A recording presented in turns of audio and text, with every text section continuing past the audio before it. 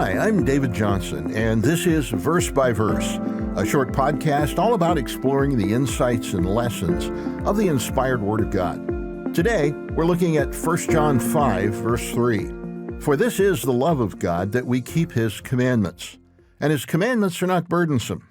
A number of years ago, I regularly heard a radio commercial that always made me cringe. The announcer said, "Are you a model car? Plane or train? Enthusiast?" Eventually it became clear that it was an ad for a business that sold model cars and planes and trains, but the long pauses left me thinking, am I a model car? What kind of a question is that? I think of that commercial when I read this verse. When words are separated the wrong way, they give the wrong impression. Virtually every Bible translation punctuates 1 John 5:3 as if it were two sentences, two separate thoughts. It's as if John had said, "This is the love of God, that we keep His commandments. Period. Stop. End of thought." Then almost as an afterthought, he said, "Oh, by the way, His commandments are not burdensome. They may seem burdensome or picky or ritualistic or unfair at times, but I suppose they're really not." Is that really what he meant? When you take out that period between the thoughts, it tells us something very important.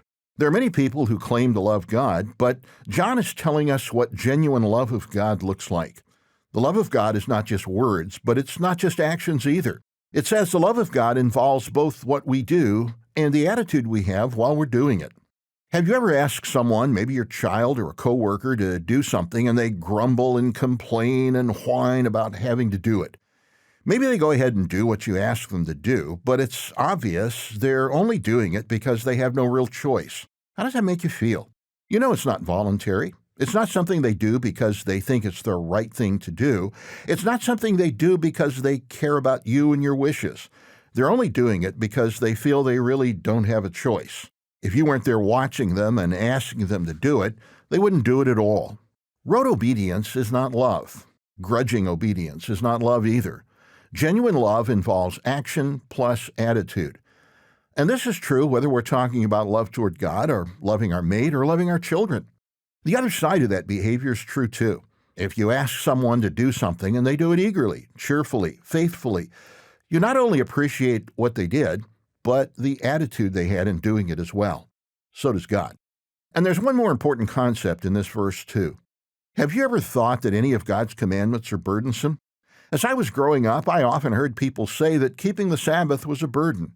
For a long time, I assumed they knew what they were talking about, until I began keeping the Sabbath. I found out that John was right, and they were wrong.